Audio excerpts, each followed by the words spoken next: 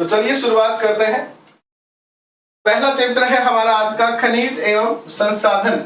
देखिए इस चैप्टर से बहुत प्यारे प्यारे क्वेश्चन बनते हैं और आप देख लेना, आप जब अभी क्वेश्चन मेरे साथ डिस्कस करोगे तो यहाँ से ऐसे क्वेश्चन बने हैं जो ऑलमोस्ट राजस्थान के सभी एग्जाम में पूछे गए हैं।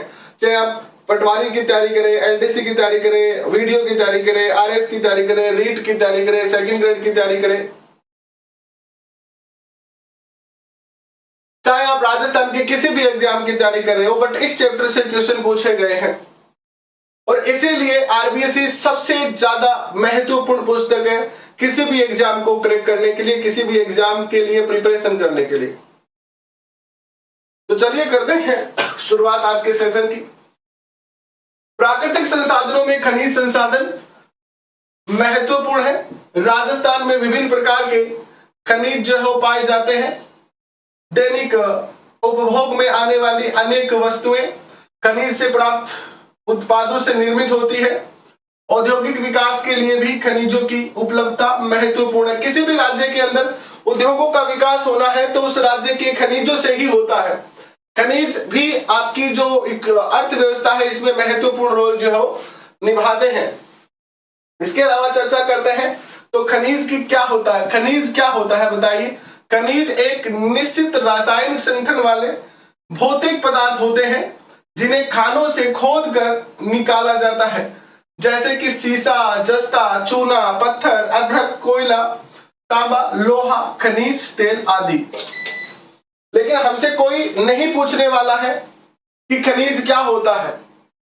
हमसे कोई पेपर में नहीं पूछेगा कि खनिज क्या होता है, तो इसलिए यहां पर कोई लाइन हाईलाइट नहीं की गई है। जो लाइन हाईलाइट की जाएगी यहां पर, या जो मैं आपको बताऊंगा, केवल वही चीजें आप अगर खुद नोट्स बना रहे हैं तो उन चीजों को जरूर अपने जो है वो नोट्स में लिखिएगा, आपके लिए बहुत अच्छे रहेंगे वो। देखिएगा, जैसे कि पहले बात करते हैं खनिजों के प्रकार की। तो खनिज जो होते हैं आप सब जानते हैं कि जो खनिज होते हैं वो दो प्रकार के होते हैं। खनिजों को हम दो भागों में बांट सकते हैं। एक होते हैं धात्विक खनिज और एक होते हैं अधात्विक खनिज। तो खनिज की कैटेगरी जो होती है वो कितने प्रकार की होती है? दो कैटेगरियों में हम खनिजों को जो है वो क्या कर सकते हैं, डिवाइड कर सकते हैं। पहले बात करते हैं धात्विक खनिज की। तो जिन खनिजों में धातु की मात्रा पाई जाती है उन्हें धात्विक खनिज कहते हैं। इन खनिजों को गलाकर नवीन उत्पादन प्राप्त किया जा सकता है। ये कठोर होते हैं तथा इनमें चमक होती है, जैसे सोना, चांदी। ये क्या है? खनिज है, सारे के सारे धात्विक खनिज है क्योंकि ये धातु है। जैसे कि दूसरा है अधात्विक खनिज। उनमें क्या होता है, जिन खनिजों में धातु की मात्रा नहीं पाई जाती है उन्हें अधात्विक खनिज कहते हैं। ये प्रकृति में जैसे मिलते हैं उन्हें वैसे ही उपयोग में लाया जाता है, अर्थात इनमें बदलाव नहीं किया जा सकता है। धात्विक और अधात्विक खनिज बहुत छोटी क्लासों में आप पढ़ चुके हैं, है ना, बहुत छोटी क्लासों में पढ़ चुके हैं। यहां से जनरली कोई क्वेश्चन नहीं आता है। हाँ, कई बार ये क्वेश्चन आ जाता है, निम्न में से कौन सा खनिज धात्विक है, लेकिन ये भी इतना मोस्ट क्वेश्चन नहीं बनता है। आगे बढ़ते हैं। ऊर्जा खनिज, तीसरे जो खनिजों के प्रकार है वो ऊर्जा खनिज है। जिन खनिजों से हमें ऊर्जा प्राप्त होती है उन्हें ऊर्जा खनिज कहते हैं, जैसे कि कोयला, पेट्रोलियम और प्राकृतिक गैस। देखिए, जो अभी यूक्रेन और रूस का युद्ध चल रहा है, इसका जो प्रभाव है वो ऑलमोस्ट संपूर्ण एशिया और यूरोप पर, वैसे तो पूरे वर्ल्ड पर ही इसका प्रभाव पड़ रहा है। और अब चुनाव खत्म हो चुके हैं तो शायद अगले 10, 15, 20, 25 दिन के अंदर आपको पेट्रोल डीजल में भारी वृद्धि दिखाई दे, गैस में भारी ज्यादा। वैसे भी राजस्थान में तो सबसे महंगा ही है और भी महंगा होने वाला है। तो इसीलिए आने वाला जो समय है वो और ज्यादा महंगाई वाला है और बेरोजगारों के लिए वैसे समस्या बहुत है। तो अभी इस मौके का फायदा उठा के हमें इस बेरोजगारी से लड़कर और बेरोजगारी से मुक्ति प्राप्त करनी है, ताकि क्या किया जा सके, आगे जो महंगाई आए उसको हम सह सके। और कैसे सह पाएंगे? जब हमारे पास क्या होगा, रोजगार होगा। बिना रोजगार के कैसे सह पाएंगे बताओ? रोजगार तो जरूरी है। तो इसीलिए जो है वो मेहनत करें बेहतरीन। और एक छोटा सा और निवेदन है मेरा आपसे बहुत सारे ऐसे बच्चे भी हैं, आप में से लर्नर ऐसे हैं जो कि किसी न किसी स्कूल में पढ़ाते हैं या कोई ना कोई अपना जो है वो काम कर रहे हैं, कोई किसी ऑफिस में काम कर रहा है या कोई स्कूल में पढ़ा रहा है, तो उन बच्चों के मन में ये होता होगा कि हम भी स्कूल छोड़ दें। तो बिल्कुल भी मैं तो आपको पर्सनल सजेशन ये करूंगा कि अभी स्कूल छोड़ने की तो कभी मत सोचना। अगर आप स्कूल में पढ़ा रहे हैं तो कभी मत सोचना। अगर आप स्कूल में पढ़ा रहे हैं तो बिल्कुल भी आपको स्कूल छोड़ने के बारे में सोचने की आवश्यकता जो है वो नहीं है, क्योंकि स्कूल छोड़ने से आपको कोई भी तरीके का बेनिफिट नहीं होगा, उल्टा लॉस होगा। आपको क्या होगा? लॉस होगा इसका आपको। तो स्कूल में आप पढ़ा रहे हैं तो बिल्कुल पढ़ाते रहें, ठीक है, क्योंकि स्कूल में आप कितने घंटे रहते होंगे? 6, 7, 8 घंटे ही रहते हैं, इससे ज्यादा तो रहते नहीं है स्कूल में। और इसके बाद भी आपके घर पे आकर आप कितना पढ़ सकते हैं? ज्यादा से ज्यादा 5 से 6 घंटे पढ़ सकते हैं। यानी मैंने ये अनुभव किया है कि अगर हम सब कुछ छोड़ के पढ़ें तब भी हम 5 से 7 घंटे पढ़ पाते हैं, और अगर हम साथ में काम करते करते पढ़े तब भी हम 5 घंटे पढ़ सकते हैं। तो अपने आर्थिक नुकसान ना करें। और स्कूल छोड़ना है तो मैं आपको उचित टाइम बताऊंगा। जब पेपर की डेट फिक्स, वैसे तो डेट फिक्स है, लेकिन 1 महीना हो रह जाए, जैसे पेपर होने में 1 महीने का टाइम शेष है, तब आप स्कूल छोड़िएगा। उससे क्या होता है कि उस 1 महीने को आप ज्यादा बेहतर तरीके से जो है यूज करोगे। तो ये भी एक छोटा सा सजेशन है, ये मैं खुद अपने अनुभव से बता रहा हूं, ना कि कहा सुनी, क्योंकि मैं भी स्कूल में पढ़ाते पढ़ाते बहुत सारी तैयारी की है मैंने। देखिए, धात्विक खनिज में कौन कौन से खनिज आते हैं? लोहा, एस, मैग्नीज, सीसा, जस्ता, चांदी और तांबा।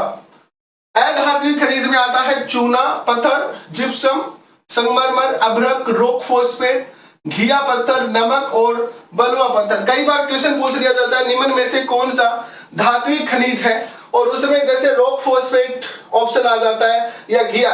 रॉक फॉस्फेट से हम और अभ्रक, ये 2 ऑप्शन ऐसे हैं जो कंफ्यूजन पैदा कर सकते हैं। तो याद रखना, अभ्रक और रॉक फॉस्फेट दोनों ही अधात्विक खनिजों में आते हैं, दोनों ही अधात्विक खनिज में आते हैं। और इसके बाद बात करते हैं ऊर्जा की। तो कोयला, खनिज तेल और प्राकृतिक गैस ये ऊर्जा वाले साधन है। अगर आपको ये लाइनें नहीं दिख रही है तो घबराने की जरूरत नहीं है। अभी सेशन एंड होने के अंडर 10 मिनट बाद में आपको ये पीडीएफ जो है मिल जाएगी। इसके बाद चर्चा करते हैं तो राजस्थान का वोलेस्टोनाइट, जसफर, शीशा, जस्ता इत्यादि खनिजों में एकाधिकार है। क्वेश्चन बहुत बार पूछा गया है, राजस्थान का किन खनिजों में एकाधिकार है? राजस्थान का निम्न में से किन खनिजों पर एकाधिकार है?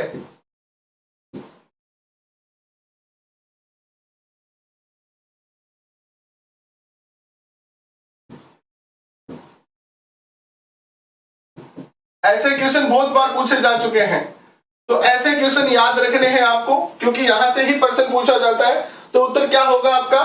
देखो, वोलेस्टोनाइट, जस्पर, शीशा, जस्ता, बस 3 ही।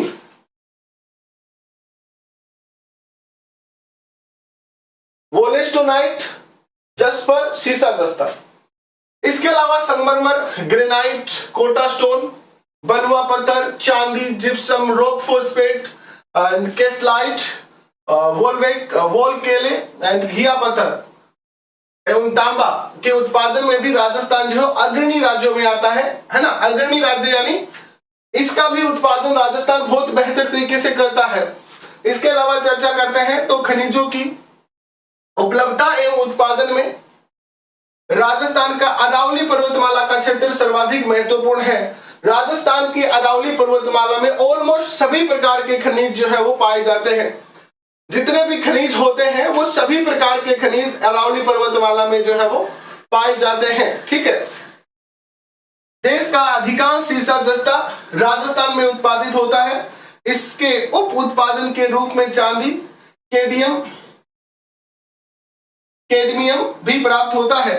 देबारी, याद रखना बहुत बार पूछा जाता है, देबारी उदयपुर में जस्ता शोधक संयंत्र, लिख लो इसको, क्वेश्चन पूछा जाएगा। जस्ता शोधक संयंत्र कहां पर स्थित है? देबारी उदयपुर में।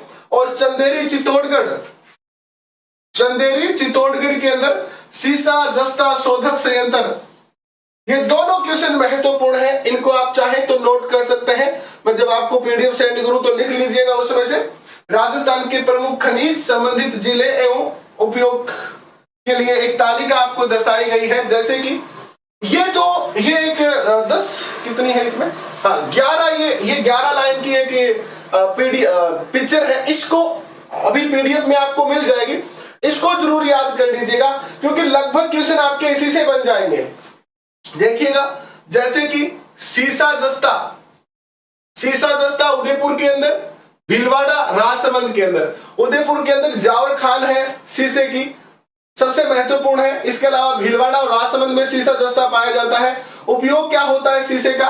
अम्ल बैटरी बनाने में, सुरक्षा उपकरण बनाने में और बर्तन बनाने में, सौंदर्य प्रसाधन और रंग उद्योग में शीशे का प्रयोग किया जाता है। जितने भी हमारी बहनें मेकअप वगैरह लगाती है, सौंदर्य जो क्रीमें लगाती है, उनमें भी शीशा होता है। और आपने लगभग 1-2-3 साल पहले टीवी पर देखा होगा, न्यूज में देखा होगा, मैगी को बैन कर दिया था और ये कहा गया था कि मैगी में क्या है, शीशा है, लेड है ना। तो ये जिन चीजों के अंदर स्वादिष्ट होता है भोजन, उसके अंदर शीशा डाला जाता है। जैसे अगर कोई गुटखा खाता है, बहुत सारी गुटखा आती है मार्केट में, तो उसमें भी कभी गौर से देखना, शीशा डाला जाता है ताकि वो आपके स्वाद को बढ़ा सके। तांबे के लिए तो प्रसिद्ध स्थान है झुंझुनू, खेतड़ी, अलवर, सीकर। विद्युत तार उपकरण और बर्तन बनाने में लोहा अयस्क, जयपुर, सीकर, झुंझुनू। मशीनरी, रेलवे पटरी, भवन निर्माण में। चांदी तो आप सब जानते ही हैं, उदयपुर और राजसमंद के लिए चांदी प्रसिद्ध है। आभूषण, सिक्के, सजावटी वस्तुएं बनाने में। जिप्सम जो है वो बीकानेर, नागौर, श्री गंगानगर, बाड़मेर और जैसलमेर। रासायनिक उर्वरक, प्लास्टर ऑफ पेरिस और सीमेंट बनाने में जो है जिप्सम का उपयोग लिया जाता है। रॉक फॉस्फेट जो है उदयपुर, जैसलमेर और बांसवाड़ा और जयपुर में पाया जाता है। अब्रक जो है भीलवाड़ा प्रसिद्ध अब्रक के लिए। इसके बाद अजमेर और जयपुर विद्युत उद्योग व सजावट, दर्पण बनाने में। इसके अलावा वोलेस्टोनाइट सिरोही और अजमेर में पाया जाता है। सिरमिक उद्योग, कागज उद्योग, रंग उद्योग में काम आता है। ये संगमरमर की बात करते हैं तो राजस्थान के अंदर राजसमंद, नागौर, उदयपुर, बांसवाड़ा, चित्तौड़गढ़ और सिरोही, कोटा में। भवन निर्माण, मूर्ति निर्माण में। चूना पत्थर की बात करते हैं तो चित्तौड़गढ़, सिरोही, कोटा और उदयपुर में। और ग्रेनाइट की बात करते हैं तो जालोर, जैसलमेर, पाली और सिरोही का ग्रेनाइट जो है वो काफी प्रसिद्ध है। तो ये सारे जो है जिनमें किसका उपयोग किया जाता है, कहां पर खनिज पाया जाता है। जनरली क्वेश्चन भी यही पूछा जाता है कि सीसा दस्ता का उत्पादन कहां पर होता है, ग्रेनाइट का उत्पादन कहां होता है, निम्न में से कौन सा जिला है जिसमें ग्रेनाइट का उत्पादन नहीं होता है। इसी प्रकार के तो क्वेश्चन पूछे जाते हैं आपसे, जनरली इसी प्रकार के क्वेश्चन पूछे जाते हैं। एक बार थोड़ा शेयर करो इस सेशन को भैया, सारे बच्चे मिलकर शेयर करो ताकि हम और इस परिवार में जुड़ सके और बच्चे लाइव आ सके। थोड़ा सा जैसे मैं आज दोपहर भी कह रहा था कि मोटिवेशन हम पढ़ रहे थे दोपहर में 2 बजे वाली क्लास में मोटिवेशन पढ़ रहे थे शिक्षा मनोविज्ञान के अंदर, और मैं चर्चा कर रहा था कि मोटिवेशन के बिना कोई काम नहीं होता है। तो आप भी थोड़ा सा हमें मोटिवेट करें, आप सब बच्चे मिलकर हमें मोटिवेट करें और इस सेशन को अपने हर दोस्त तक पहुंचाएं। अगर आप कॉलेज में पढ़ रहे हैं तो कॉलेज वाले बच्चों के पास पहुंचाएं, उनके साथ शेयर करें। कोचिंग में पढ़ रहे हैं तो कोचिंग वाले बच्चों के साथ शेयर करें, अपने दोस्तों के साथ शेयर करें, ताकि थोड़े से बच्चे लाइव और बढ़े और थोड़ा मोटिवेशन हमें और मिले। क्योंकि यही मोटिवेशन है, आपसे हम पैसे तो ले नहीं रहे, तो पैसे नहीं ले रहे तो आप जो कमेंट करते हैं, आपकी जो संख्या है, आपका जो स्नेह है, वही हमारे लिए क्या है, मोटिवेशन का एक सोर्स है। नेक्स्ट क्वेश्चन की बात करें तो खनिजों का वितरण है। ये जो सारणी है वो भी अच्छी खासी सारणी है, इसको आप देख लीजिएगा। जैसे कि तांबे के लिए है, जहां ये एरो बनाया हुआ है, जहां पर भी ट्राइंगल बना हुआ है वहां तांबा निकलता है। जैसे कि ये देखिए झुंझुनू के अंदर, सीकर के अंदर, अलवर के अंदर ये तांबा उत्पादक क्षेत्र, इस तरीके से इसको आप देख सकते हैं। इसके बाद अगर चर्चा करते हैं तो ऊर्जा संसाधन की बात करते हैं हम। ऊर्जा संसाधन में कौन कौन से जो खनिज आते हैं, तो ऊर्जा संसाधन में 2 प्रकार के खनिज आते हैं और रीड लेवल फर्स्ट जैसे पेपर में यहां से क्वेश्चन बनता है, बहुत ही प्यारा। निम्न में से कौन सा ऊर्जा का परंपरागत साधन है, निम्न में से कौन सा ऊर्जा का परंपरागत स्रोत है, या निम्न में से कौन सा ऊर्जा का गैर परंपरागत स्रोत है। इस प्रकार के क्वेश्चन जो है वो खास तौर पर पूछे जाते हैं किसमें, रीट लेवल फर्स्ट में। तो अगर आप रीट लेवल फर्स्ट की भी तैयारी कर रहे हो तो ये सेशन आपके तब भी उपयोगी रहेंगे। यानी आप चाहे कौन से भी एग्जाम की तैयारी कर रहे हो, यहां से अगर पढ़ रहे हो तो आपको कुछ ना कुछ तो जरूर निश्चित तौर पर मिलेगा ही।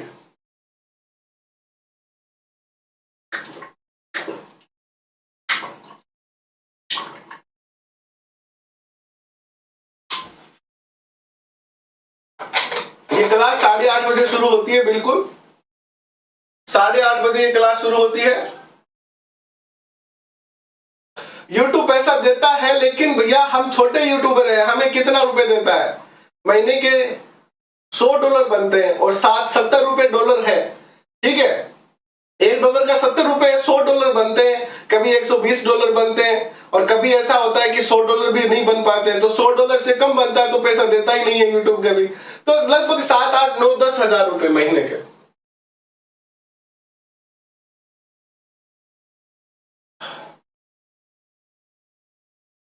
हाँ, थोड़ा सा आप शेयर करो, थोड़ी संख्या और बढ़ाओ, थोड़ा सा और सब्सक्रिप्शन वाले बच्चे जो सब्सक्राइब करवाओ और थोड़ी सी संख्या बढ़ाओ, व्यूज बढ़ाओ, तो फिर थोड़े ज्यादा पैसे आएंगे, तो हम और ज्यादा जो है वो खर्चा कर देंगे।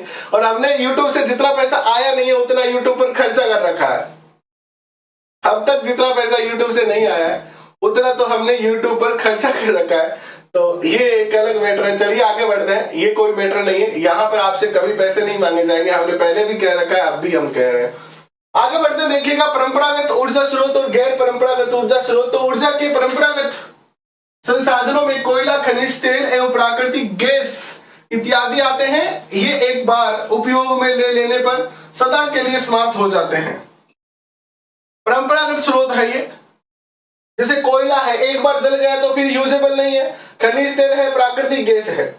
ऊर्जा के गैर परंपरागत संसाधन में परमाणु ऊर्जा, पवन ऊर्जा, सौर ऊर्जा, बायोमास इत्यादि आते हैं। इनका उपयोग बार बार किया जा सकता है, जैसे परमाणु ऊर्जा का बार बार, पवन ऊर्जा का बार बार, सौर ऊर्जा का बार बार प्रयोग किया जा सकता है ना, किया जा सकता है ना। इसके बाद अगर चर्चा करते हैं तो ऊर्जा के परंपरागत साधन की बात करते हैं। ये थोड़ा सा ध्यान से पढ़िएगा। कोयला, कोयला जो है वो 4 प्रकार का होता है। एक तो होता है आपका एंथ्रेसाइट, दूसरा होता है बिटुमिनस, बिटुमिन्स,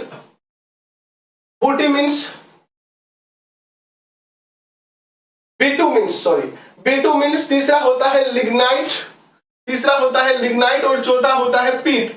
शायद कक्षा 7, 8 की विज्ञान की पुस्तक में आपने ये पढ़ रखा है पहले से ही।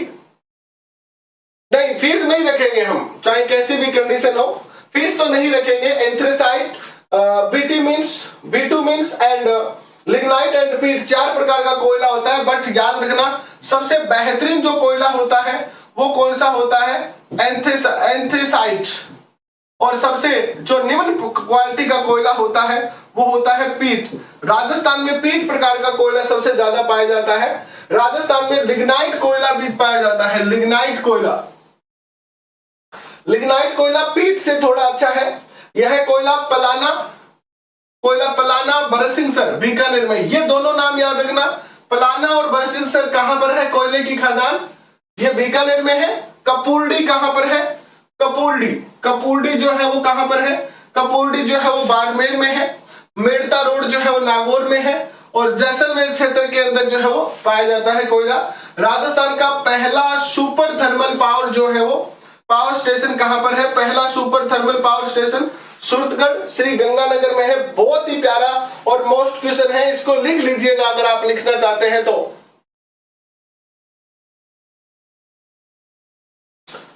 इसके बाद कोटा में काली सिंध, झालावाड़ में, छबड़ा 12 में कोयले पर आधारित जो है ताप विद्युत संयंत्र है। बाड़मेर में गिरिल में लिग्नाइट आधारित जो है ताप विद्युत संयंत्र है। तो ये राजस्थान के अंदर तीनों के 4, ये जो स्लाइड है ना पूरी की पूरी स्लाइड ही मोस्ट है, ये मोस्ट स्लाइड है। इसके सारा डाटा आप जो है लिख लीजिएगा। इसके बाद चर्चा करते हैं हम खनिज तेल और प्राकृतिक गैस की। तो जैसलमेर बेसिन के अंदर, बाड़मेर सांचौर बेसिन में, बीकानेर नागौर बेसिन में खनिज तेल जो है पाया जाता है। घोटारू, कमलीताल, तनोट, मनिहारी टिबा, रामगढ़, राजेश्वरी, डांडेवाला आदि में प्राकृतिक गैस के भंडार मिलते हैं। जैसलमेर, बाघेवाला बीकानेर, ऐश्वर्या मंगला बाड़मेर। ये भी स्लाइड पूरी की पूरी मोस्ट स्लाइड है, नोट कर लीजिएगा इसको भी, पूरी की पूरी मोस्ट स्लाइड है ये।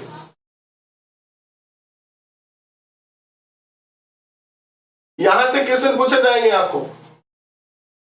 कई बार क्वेश्चन पूछे जाते हैं सादे वाला कहां पर है, तेल क्षेत्र है ये, बाघे वाला किस किस जिले में है, ऐश्वर्या मंगला किस जिले में, तो ये सारे आपको याद रखने हैं। इनको क्रम वाइज लिख लीजिएगा, बहुत मजा आएगा पढ़ने के बाद। इसके बाद अगर चर्चा करते हैं तो जैसलमेर के रामगढ़, बारां में अंता, देखो जैसलमेर में तो रामगढ़ और बारां डिस्ट्रिक्ट में अंता और धौलपुर में प्राकृतिक गैस आधारित विद्युत गृह स्थित है। इसके बाद अगर चर्चा करते हैं जल विद्युत की चर्चा करते हैं, देखिएगा जल विद्युत यानी पानी से विद्युत बनाना, जल विद्युत का ऊर्जा संसाधन में प्रमुख स्थान है। राजस्थान के अंदर चंबल नदी जो है एकमात्र ऐसी नदी है जो 12 महीने तक क्या करती है, पानी जिसमें रहता है। बाकी कोई नदी ऐसी नहीं है जिसमें 12 महीने तक पानी रहता है। सुनील मीना जी, शायद आप पहली बार आए हैं हमारे सेशन में, इसीलिए आपको पता नहीं है हमारे सेशन की। मुझे नहीं लगता कि बाकी भी कोई ऐसा है जो इतना जल्दी डाल देता है, अगर हो तो भाई मुझे पता नहीं है, मैं अज्ञानता वैसे ऐसा कह रहा हूं, लेकिन मेरा हमेशा प्रयास रहता है कि सेशन एंड होने के अंडर 10 मिनट पीडीएफ आपके ग्रुप में होती है। अब आप ग्रुप से नहीं जुड़े हैं तो एक अलग मैटर है, उसका लिंक भी नीचे डिस्क्रिप्शन में दिया गया है। राजस्थान में चंबल नदी घाटी परियोजना के अंतर्गत गांधी सागर, राणा प्रताप सागर से जल विद्युत उत्पन्न की जाती है। बांसवाड़ा जिले में माही बजाज सागर परियोजना से भी जल विद्युत की प्राप्ति हो रही है। कुछ बहुउद्देशीय नदी घाटी परियोजना से भी राजस्थान को विद्युत उत्पादन में हिस्सा प्राप्त हो रहा है, जैसे कि भांकड़ा नागल व्यास परियोजना के अंदर। ठीक है, इसके बाद ऊर्जा के गैर परंपरागत स्रोत की बात करेंगे हम।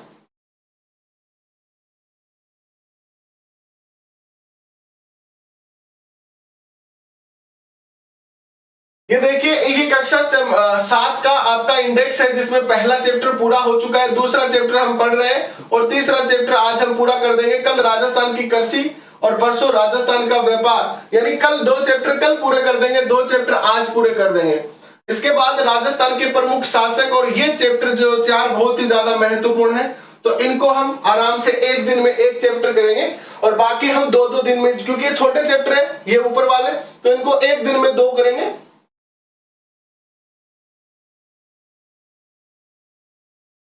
ठीक है, और वही हम ये जो 6, 7, 8 चैप्टर है इनको हम प्यार से पढ़ेंगे क्योंकि इनसे राजस्थान हिस्ट्री के पार्ट में क्वेश्चन आने वाले हैं।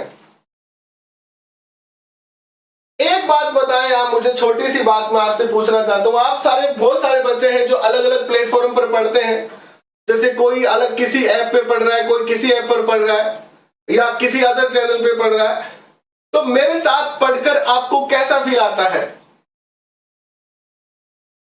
हालांकि आप जहां से भी पढ़ रहे हैं वो वहां से बहुत अच्छा पढ़ रहे हैं और वहां के सारे टीचर भी बहुत अच्छे हैं, लेकिन फिर भी मैं जानना चाहता हूं कि आपकी क्या प्रतिक्रिया है। आपको क्या लगता है कि यहां पर आप जो मेरे साथ घंटा आधा घंटा जो समय बिताते हो, क्या वो आपके लिए बेनिफिशियल हो सकता है या होगा, या आपको भी मजा आता है यहां पर पढ़कर? जरूर बताएं।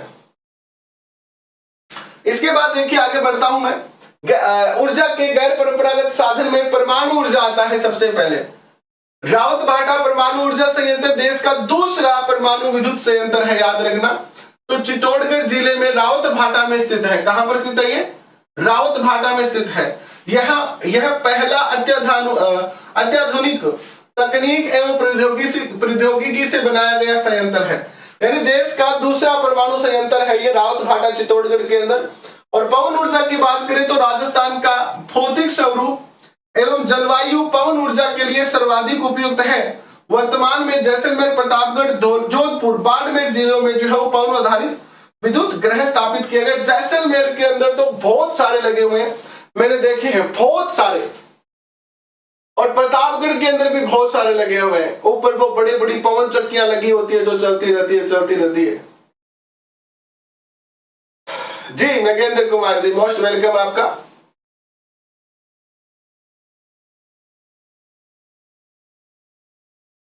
देखिए, आपके अगर पेपर में हमारा पढ़ा हुआ अगर एक क्वेश्चन आता है तो भी हम खुश होते हैं, और हम ऐसा दावा भी नहीं करते कि हमारा बहुत ज्यादा आता है, लेकिन हम इतना दावा जरूर करते हैं कि हम जो पढ़ रहे हैं, जिस तरीके से पढ़ रहे हैं और जिस राह पर हम आपको लेके चल रहे हैं, और ये आप भी जिस राह पे चल रहे हैं, वहां पर आपका लॉस नहीं है, प्रॉफिट और ओनली प्रॉफिट है। यानी अगर आप 1 घंटा मेरे साथ बिताते हैं, अध्याय के क्वेश्चन एक आधा क्वेश्चन है तो मैंने डाला नहीं, लास्ट में जब करवाएंगे क्वेश्चन ना, तो सारे क्वेश्चन एक साथ ही करवा देंगे। अध्याय चैप्टर के अंत में जितने भी क्वेश्चन हैं वो सारे के सारे एक साथ ही करवाएंगे, हम आपको सारे के सारे एक साथ करवाएंगे। अब देखिए, बायोगैस की बात करते हैं। राजस्थान में पशुपालन प्रमुख व्यवसाय होने के कारण बायोगैस संयंत्र लगाए गए हैं। उदयपुर, जयपुर सहित अनेक जिलों में छोटे छोटे बायोगैस संयंत्र स्थापित किए गए हैं। राजस्थान सरकार द्वारा बायोगैस संयंत्र स्थापित करने हेतु अनुदान भी दिया जाता है। इसका उपयोग घरेलू ऊर्जा के रूप में किया जाता है। बायोगैस वही होती है घर के अपशिष्ट पदार्थ या गोबर वगैरह से क्या बनाना, गैस बनाना और उसको घर के चूल्हे में उपयोग करना। इसके बाद सौर ऊर्जा। राजस्थान एक गर्म प्रदेश है, तो यहाँ पर सौर ऊर्जा की अत्यधिक जो है वो उपयोग संभव है। इससे सारे ऊर्जा उत्पादन की जो है वो संभावना बढ़ जाती है। सारे ऊर्जा का उपयोग, सौर ऊर्जा का उपयोग ऊर्जा संयंत्र, street light, solar cooker, water heater आदि में किया जाता है। हमने खुद ने जो है वो इसका प्लांट जो है लगा रखा है अपनी छत पे, और हमारे जितने भी सेशन होते हैं वो सारे सौर ऊर्जा से लाइटें हमारी चलती है। तो थोड़ा सा खर्चा आता है इस पर, बाद में जो है आपको काफी अच्छा आउटपुट जो है इससे मिलता है, यानी काफी एनर्जी आपको प्राप्त होती है सोलर से, जिसका उपयोग आप अपने घरों में भी जो है वो कर सकते हो, लेकिन अभी भी कॉस्टली है ये। देखिएगा, राज्य सरकार द्वारा सौर चलित छत, सौर ऊर्जा संयंत्रों एवं घरेलू उपकरणों पर वित्तीय सहायता भी देकर इनके उपयोग को बढ़ावा दिया जा रहा है। भाखड़ा, जोधपुर में देश का सबसे बड़ा जो है सोलर पार्क स्थापित किया गया है, जोधपुर में। भाडला नामक स्थान है, ये क्वेश्चन याद रखना। भाडला नामक स्थान जोधपुर में सबसे बड़ा सोलर पार्क स्थापित किया गया। हमारे पास खनिज संसाधन एवं परंपरागत ऊर्जा संसाधन सीमित मात्रा में है। लाखों वर्षों से गर्भिक प्रक्रिया द्वारा खनिज बनते हैं। हमें खनिजों के अनियमित दोहन पर जो नियंत्रण करना चाहिए और ऊर्जा के उपयोग में सावधानी बरतनी चाहिए, इससे अपव्यय रुकता है। नेक्स्ट जो चैप्टर नंबर 3 आता है वो आता है कृषि और सिंचाई। इसकी भी चर्चा करते हैं। कृषि और सिंचाई से भी बहुत प्यारे क्वेश्चन जो है यहां से बनते हैं।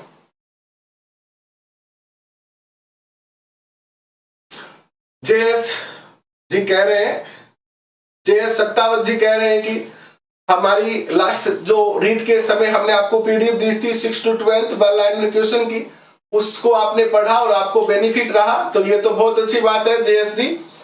और हम चाहेंगे, हम आप सबसे यही चाहते हैं कि बस भूल ना जाना, जब भी आपका सिलेक्शन हो तो एक बार कॉल करके बता दीजिएगा कि सर हम सेलेक्ट हुए हैं, और उस सिलेक्शन में कहीं एक आधा कोई क्वेश्चन हमारे द्वारा आपका जो कनेक्ट हुआ सही हुआ है और आप सेलेक्ट हो गए, आप जब हमें फोन करेंगे, और बहुत सारे बच्चे सिलेक्ट हुए हैं हमारे परिवार से, अभी रीट में हुए हैं,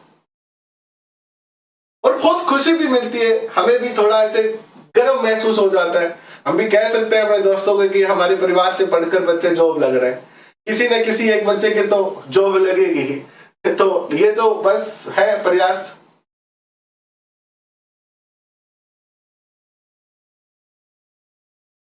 जी चलिए आगे बढ़ते हैं। आप सब लोगों का बहुत बहुत स्नेह है ये इस परिवार के प्रति। कृषि और सिंचाई की बात हम कर लेते हैं। आज 2 चैप्टर कर रहे हैं, कल हमने नहीं की थी क्लास, इसीलिए। चित्तौड़गढ़ में बारिश हो रही है, क्या बात है उदयलाल मीणा जी। बहुत दिन हो गए, ऐसे सोच रहा था मैं, लास्ट बार भी सोच रहा था कि लास्ट 2021 में सोच रहा था कि घूमने जाएंगे चित्तौड़गढ़, माउंट आबू घूमने जाएंगे, लेकिन रीट का पेपर आ गया और समय नहीं मिल पाया। रीट के चक्कर में लगे रहे, और उद्देश्य था कि रीट को बीच में कैसे छोड़ के चले जाए, क्योंकि हम आपसे भावात्मक रूप से तो जुड़े होते हैं। और इस बार अब वैसे भी प्लान बन नहीं पाएगा, क्योंकि इस बार तो आपको पता है फिर से रीट है, तो अभी नहीं, लेकिन जरूर आएंगे हम उधर घूमने, तो आप सबसे मिलेंगे। हमारा ये एक सपना है कि हम उधर घूमे सिरोही की तरफ, तो अगली बार देखेंगे, जब भी आएंगे हम आपको बताएंगे। कृषि और सिंचाई की बात करते हैं चित्तौड़गढ़। इधर हमारे यहाँ अभी भयंकर जो है वो क्या है, गर्मी हो रही है, और कल और आज दो टेम्परेचर बढ़ता ही जा रहा है। ऐसे फील होने लगा है कि गर्मी आ गई, ठंडे पानी से स्नान जो अब शुरू किया जा सकता है। तो चलिए करते हैं शुरुआत आज के सेशन की। कृषि के महत्व की चर्चा करते हैं। कृषि का महत्व। कृषि एक प्राथमिक व्यवसाय है। फसल उगाकर खाद्यान्न एवं अन्य उत्पाद पैदा करना कृषि कहलाता है। राज्य की लगभग 2/3 जनसंख्या का मुख्य व्यवसाय कृषि है। राज्य की अधिकांश जनसंख्या कृषि एवं कृषि से संबंधित कार्य करके ही अपनी रोजी रोटी कमाती है। कृषि के उद्योग को कच्चा माल मिलता है। कृषि से उद्योगों को कच्चा माल मिलता है और साथ ही राज्य की आत्मनिर्भरता बढ़ती है। प्रत्येक फसल को एक निश्चित तापमान, पानी की मात्रा, मृदा एवं जलवायु की आवश्यकता होती है। अतः मौसम के अनुसार अलग अलग फसल बोई जाती है। जैसे रबी की फसल है तो इसमें गेहूं, सरसों, चकुंदर, चना, जौ आता है। जबकि खरीफ की जो फसल है इसमें बाजरा, गवार, मक्का, चावल, मूंग, मोठ, तिल, ज्वार, मूंगफली, कपास, गन्ना आता है। और जायद की फसल में जो आता है वो आता है फल, खरबूजा, तरबूजा, सब्जी, ककड़ी आदि। मजे की बात है, क्वेश्चन पूछा जाएगा आपसे यहाँ पर कि रबी की फसल की बुआई कब की जाती है, तो अक्टूबर और नवंबर में रबी की फसल की बुआई की जाती है। और इसको काटा कब जाता है, तो मार्च और अप्रैल में इसको क्या कर लिया जाता है, काट लिया जाता है। जबकि खरीफ की जो फसल है इसकी बुआई की जाती है कब, इसकी बुआई की जाती है आपकी जुलाई के अंदर और काटी जाती है कब, अक्टूबर नवंबर में। और जायद की फसल अप्रैल में और काटी जाती है जून में। इसके बाद जिन फसलों के उत्पादन से तेल निकाला जाता है, जिन फसलों के उत्पादक से तेल निकलता है, जैसे तिल, सरसों, है ना,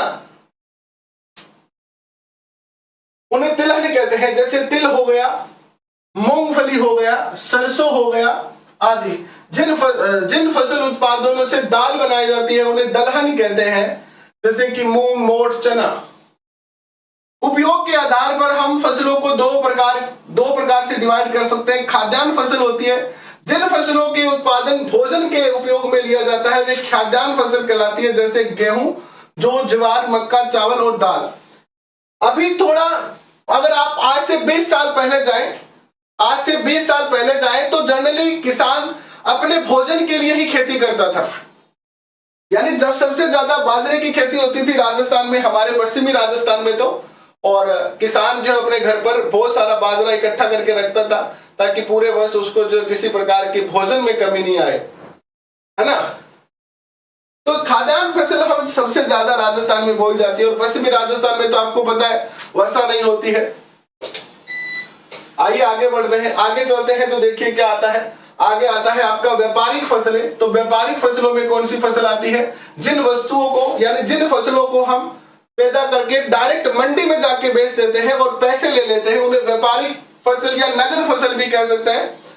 जैसे कि आपका कपास, गन्ना, तंबाकू, तिलहन आदि। राजस्थान में बोई जाने वाली फसल एवं उत्पादन जिलों की बात करते हैं तो गेहूं का उत्पादन देखिएगा, मोस्ट क्वेश्चन बनेगा यहां से आपका। गेहूं एक रबी की फसल है।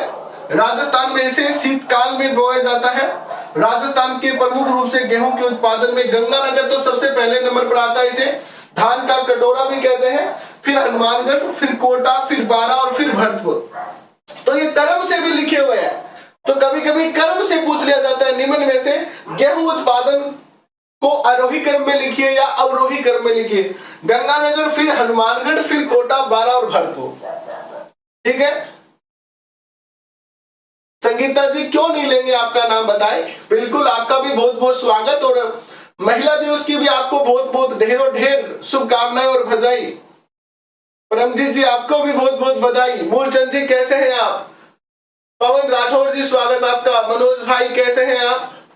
सिमी जी बहुत बहुत स्वागत। और कुछ बच्चे ब्लॉक कर दिए गए थे कल, है ना। ऐसे बहुत सारे बच्चे हैं जो कमेंट करते हैं और तुरंत डिलीट कर देते हैं। उन्हीं बच्चों को ब्लॉक किया जाता है जो कमेंट करना और डिलीट करना उनका काम। मैं लगभग पिछले कई दिनों से देख रहा था, वो बच्चे यही काम करते थे कि कमेंट करा फिर डिलीट करा, कमेंट करा फिर डिलीट करा, कमेंट करा फिर डिलीट करा। तो मुझे ऐसा लगा कि शायद वो बातें ही करने आते होंगे आपस में, तो शायद उनको इस पढ़ाई से कोई लेना देना नहीं है और बाकी बच्चे डिस्टर्ब ना हो, इसीलिए उनको ब्लॉक किया गया है। और अगर उनको किसी बात का दुख लगा है, यानी वो पढ़ना चाहते हैं और कमेंट दोबारा ऐसा नहीं करना चाहते हैं, तो वो हमें बताएंगे, तो हम उनसे फिर से जो है उनको अनब्लॉक कर देंगे, फिर भी वो कमेंट कर पाएंगे।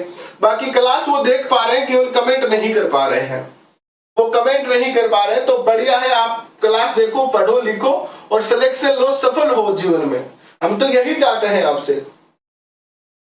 जौ और ज्वार की बात करते हैं तो ये शुष्क और अर्ध शुष्क जलवायु की फसल है। जौ का उत्पादन जयपुर में, फिर गंगानगर, जौ का उत्पादन जयपुर, गंगानगर, सीकर, अलवर, भीलवाड़ा, अजमेर, झुंझुनू, नागौर इत्यादि जिलों में किया जाता है। ज्वार का उत्पादन अजमेर में, पाली, भीलवाड़ा, भरतपुर, जयपुर इत्यादि में जो है उत्पादन किया जाता है। मक्के की बात आती है तो मक्का राजस्थान में विशेष तौर पर मेवाड़ क्षेत्र के अंदर जो है उत्पादित किया जाता है। मेवाड़ का प्रमुख भोजन है, तो बहुत प्यारा क्वेश्चन है, मक्का राजस्थान के किस क्षेत्र का प्रमुख भोजन है? मेवाड़ का। मक्के से ही पॉपकॉर्न, कॉर्नफ्लेक्स इत्यादि जो है वो खाद्य पदार्थ बनाए जाते हैं। भीलवाड़ा, उदयपुर, बांसवाड़ा, चित्तौड़गढ़, राजसमंद आदि इसके प्रमुख उत्पादक हैं। इसके बाद बात करते हैं तो बाजरा। राजस्थान की जलवायु बाजरे के लिए सबसे ज्यादा उपयुक्त है और यह कम वर्षा, उच्च तापमान तथा उपजाऊ बलुई मिट्टी में उगाया जाता है। यह राजस्थान का प्रमुख खाद्यान्न है। खास तौर पर पश्चिमी राजस्थान में सबसे ज्यादा बाजरे का उत्पादन भी होता है, प्लस सबसे ज्यादा बाजरा जो है वो खाया जाता है। जी सुभाष गुर्जर जी, बहुत अच्छी बात है, ये तो बहुत अच्छी बात है, आप दोनों मिलकर साथ पढ़ रहे हैं।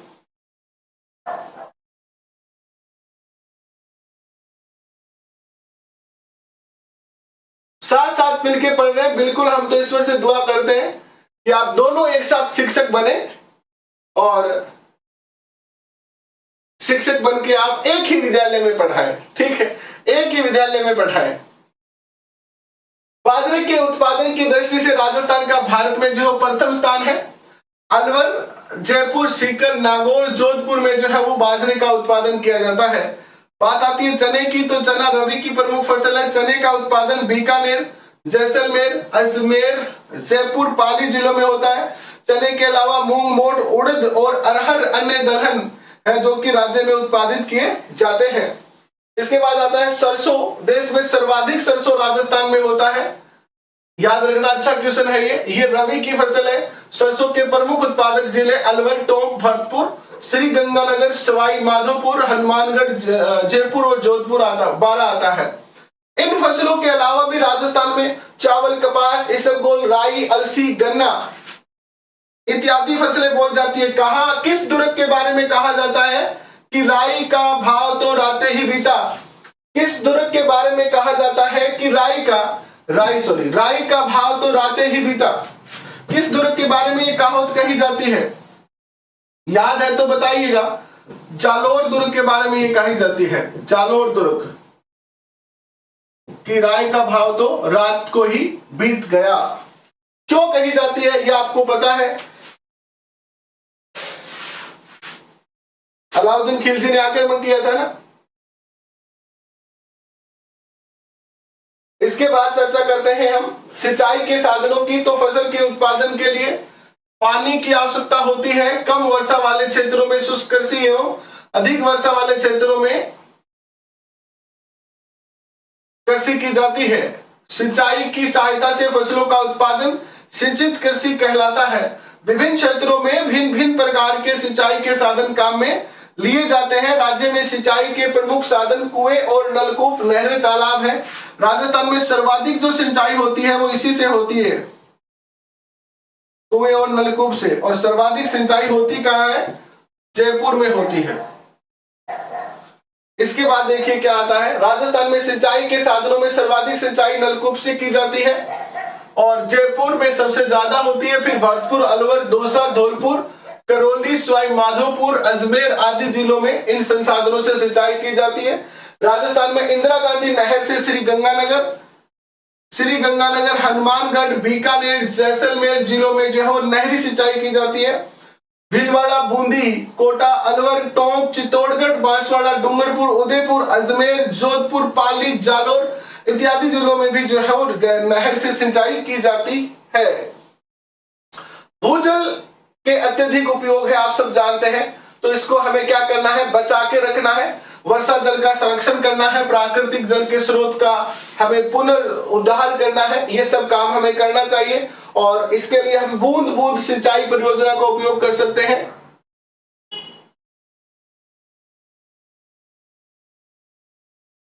2019 वाले, अभी तो राजस्थान में भी एनसीईआरटी ही चल रहा है।